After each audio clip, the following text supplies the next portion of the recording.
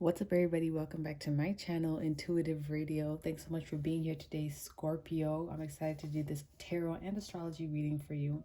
So if you are new to these zodiac readings, how I'm going to do this is I'm going to start off with a 3-card spread, and that's just going to get your general energy. And then I'm going to pull 3 more cards of advice to see how can you deal with this energy that's around you, right? After that, I'm going to go in and talk about the astrology, what signs, transits, planets would be affecting you, just to give you some additional advice on top of the tarot, okay? And so this is a general and timeless reading. It is for all Scorpio placements. So if you resonate with Scorpio energy, this reading is going to be for you. All right, so thanks for being here today. I'm so excited. Let's go ahead and pull your 3 cards, if I can shuffle, that is. Okay, so let's see. I got some crystals out here today to help me with your reading. I have lapis lazuli, pyrite, and red jasper. I felt like those ones would resonate with you. I don't know why, but that's what we have. All right, so let's see, Scorpio. What are your 3 cards? What is Scorpio's energy? Can I get 3 cards?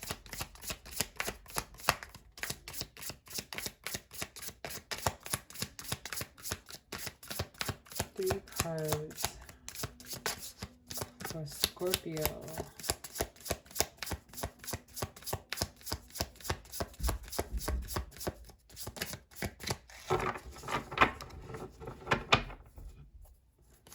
Three cards for Scorpio, please. Okay, Muse of Voices. 2 more cards, thank you. 1 more card.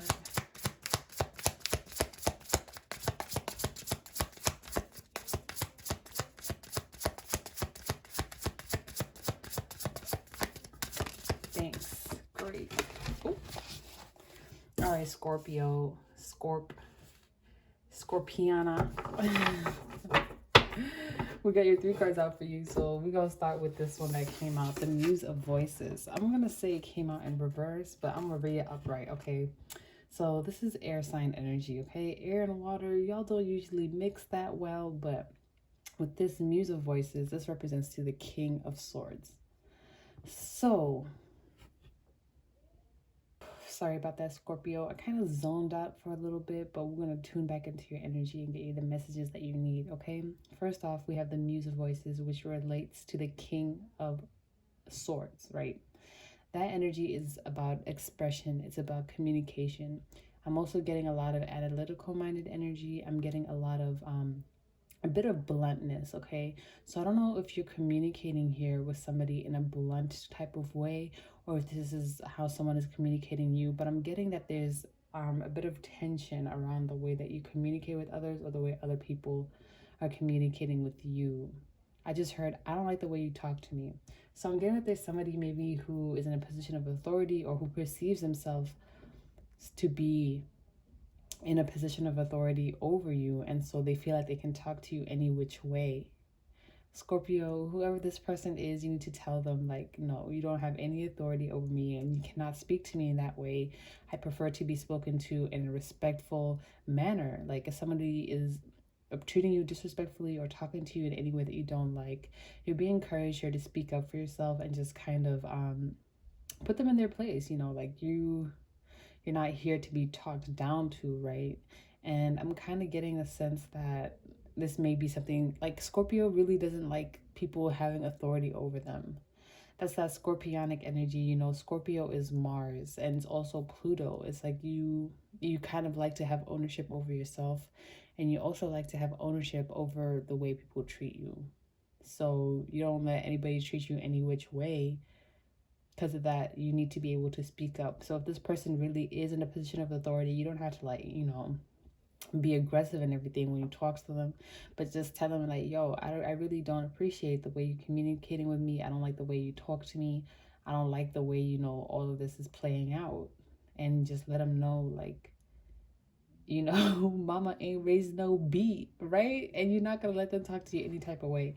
So that's kind of what I'm getting here with the music voices. It's like you need to be flamboyant, you need to be free also with the way that you express yourself. So like if you feel some type of way about somebody, like let them know. If you feel some type of way about something that's occurring around you, you need to speak up and just have the authority to kind of share your voice and share your thoughts and share what you're thinking and feeling. Because, you know, if you don't really tell people how you feel, then they will never be able to know. Most people aren't mind readers. Most people can't just tune into other people's energy and be like, oh, this person's uncomfortable, or this person didn't like that. You got to be able to speak up for yourself and tell them like, okay, I'm not really having fun, I want to go home, or, you know, I don't really want to be here, or I don't like the way, I don't like the vibe, whatever it may be. Scorpio, you need to utilize your throat chakra here. Okay, with this crystal that came out, you need to utilize your throat chakra and speak up. Speak up for yourself and speak up for what it is that you believe in and what you feel and what you're experiencing. It's okay to share your experience. It's okay to say what you think and what you feel. And it may be hard for some of you to do this if you grew up in a, you know, household where you expected to be seen and not heard. Where it's like kids are supposed to be seen, not heard. Kids don't talk back to adults, blah, blah, blah, anything like that. Like it can be hard to like speak up for yourself, but this is the time. This is the time for you to utilize your voice and speak up. Okay, so I'm gonna put this here. Let's see what the next card out is. The Hierophant. I'm getting that someone's gonna come to you for advice. This is very interesting. I feel like someone is seeking you out, Scorpio. Someone is definitely seeking you out because I feel like they're perceiving you to be the right person for the job, or they think you have the right expertise that they need, or you have like the information that they're looking for. It could be like librarian energy, like you know how you go to the library, you're looking for a specific book, you don't know where to find it or who the author is, you go talk to the librarian, and the librarian will tell you like, okay, this is the book, this is the author, there's different versions of it or anything like that. So it's like you are the expert in this field, and so people are coming to you for the expertise, for the knowledge that they're looking for. So someone's like specifically like looking for you. They're like, okay, I think Scorpio has all the information, or they have the expertise, or at least they believe that you do. They believe that you have the expertise and the information that they're looking for. So they're trying to like come to you and ask you like, what is like, if to see if you can help them out with whatever it is that they're going through. You need to speak honestly when you come across this person, or when this person come across you, whatever way it is, like you need to just be 100% honest with them. Even if you can't help them, you just got to be like straight up with them. Like don't try to like help them even if you don't know like what the heck they're talking about. Just be like, look, I don't know, I really don't know, you need to ask someone else. But if you do have the information you're looking for, then you need to speak honestly with them, even if it's like, excuse me, something that you think they wouldn't want to hear. So maybe someone's coming to you for advice, like asking if like you think their product is good or if it's marketable or something like that, and if you look at it and you're like, no, this thing is not marketable at all, probably won't sell, you know, just be honest and tell them that maybe that's just the fire that they'll need to kickstart it and actually get it going or something like that. But just be honest. Don't tell this person what you think they need to hear. Just speak up and tell them what they really do need to hear. Okay. And then we have the Nine of Materials. Okay, so this could be about money, or somebody may be coming to collaborate with you or ask you for something, for help with like money, or somebody, well, this makes sense because Scorpio rules the 8th house, right? And that's about like money, like more like transactional money, or like wills and stuff like that. I don't know how to explain it, but the 8th house definitely does deal with that, right? And so this is really interesting to me because it seems like someone is coming to you because they need help with their money or their finances, or they just need someone to give them advice. Like they don't know what to do. And that, for some reason, they really think like you are the one. They think you can help them out with this, or just whatever information, or someone could be like trying to pay you for your expertise. So if you've been thinking about like starting like a business or something where you're providing resources to people or training them or something like that, people would be willing to pay you for your expertise. So that's something that you can monetize, because again, that's something that you're really good at doing. And it's mostly about the way that you explain it to people, the way that you communicate, and the way that you speak to people. Like, that's what people like. They like how you explain things, how you talk to them, how you like kind of coach them through like the process to teach them something. And because of that process of like working with you, they like really learn a lot, and so they'll pay you. They'll pay you for your expertise. Okay, period, Scorpio. Okay, let's see. I'm sorry if I'm speaking quietly. I'm trying to be mindful of the noise level in this house. You feel me? Well, let's see. Let's get you some advice, right?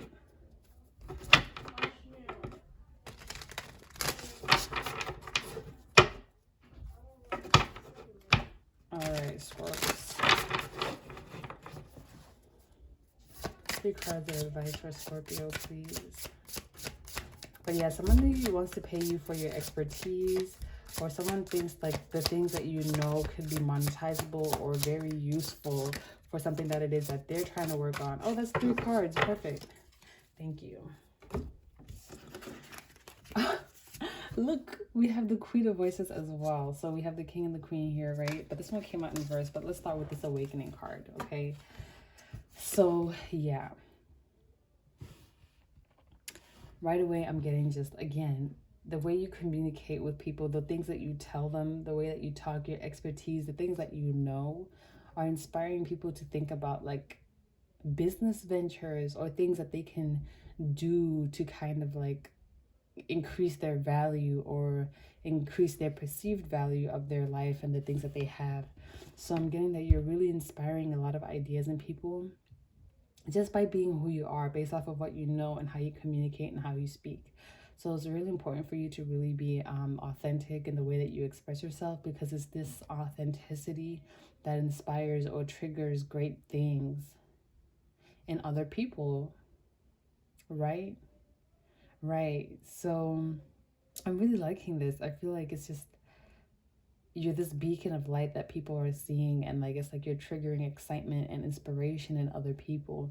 So the advice here for you is to continue to speak up, to continue to speak genuinely, continue to share your ideas, because I'm getting that you may, you know, come across some great collaborations, people who really like your ideas, people who really like the way you think, the way you work. And it's not like they're going to steal your ideas and try to make them their own. They're going to want to work with you on these things. They're going to want to build with you and create something new, period. Next card out, we have the 7 of Emotions, okay? So yeah, I'm getting that it could be a lot of people who are seeing your ideas. You're going to be highly coveted.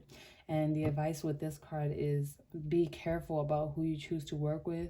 Be careful about who you choose to share your ideas with, and who you choose to invite into your energy, and who you choose to share details with. Some people are really genuinely excited. Some people, you know, maybe they are being a little bit sneaky. They just want to hear your ideas and see if they can kind of take it and run with it. So it could go either way, and you're being asked to practice discernment so that people don't steal your ideas, so that people aren't like just leeching off of the work that you're doing. And you see, it's kind of like, this is you, these are your ideas, they're beaming out, and then they beam down on other people. And so other people are like very inspired, but some people want to be a part of this creation, and some people just want to take it for themselves, right? So discernment is going to be your best friend. And the last card out, we have the Queen of Voices. Oh, but it came out in reverse.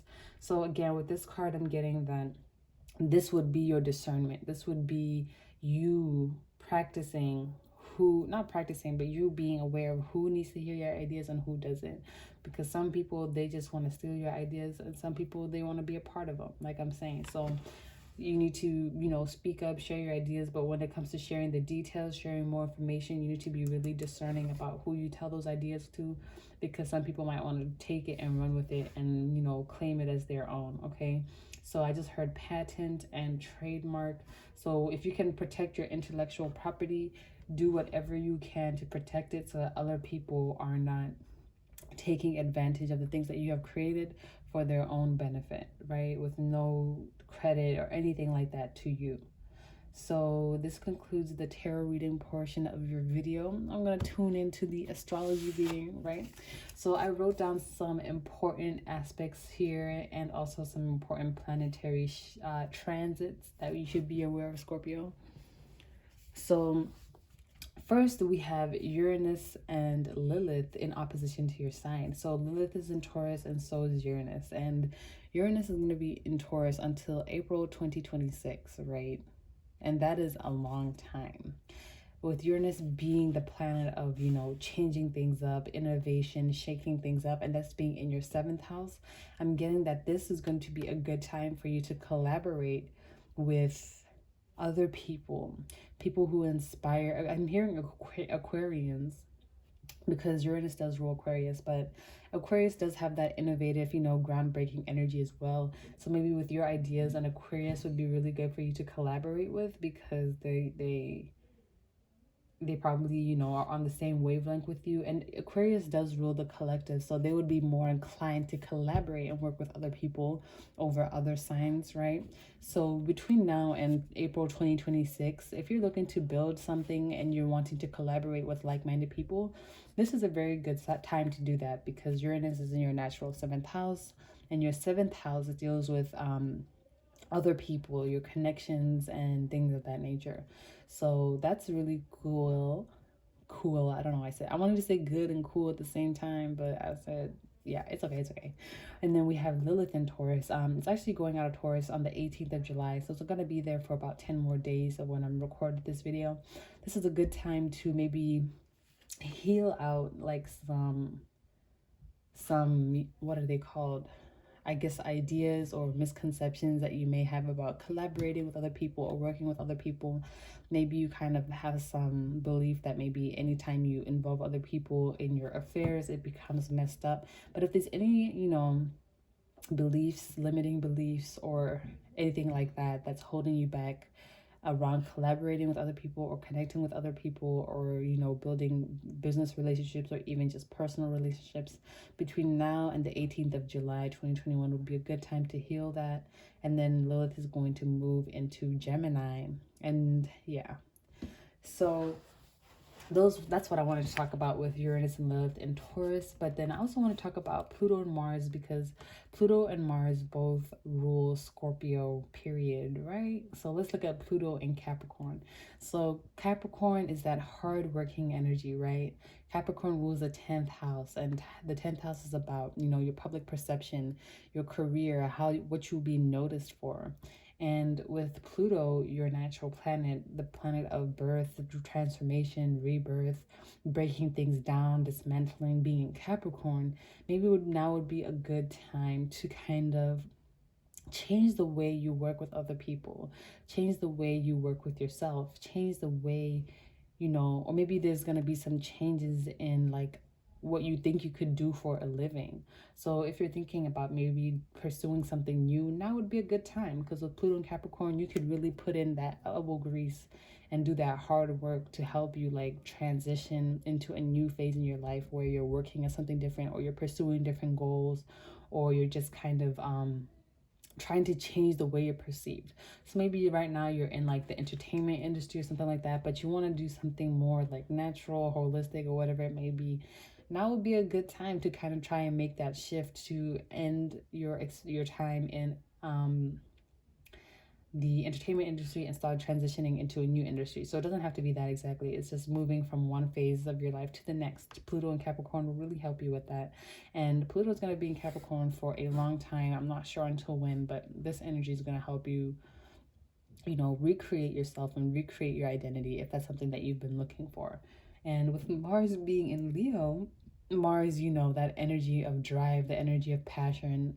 I think Mars does really well on all fire signs, especially Leo. But with Mars and Leo, this is strong creation energy, right? This is the ability to create new things, to think of new ideas, to be, I just heard viral. I don't know how to say it, but like virility. This would be a good time for you to kind of play around with your creativity, and play around with, you know, the way you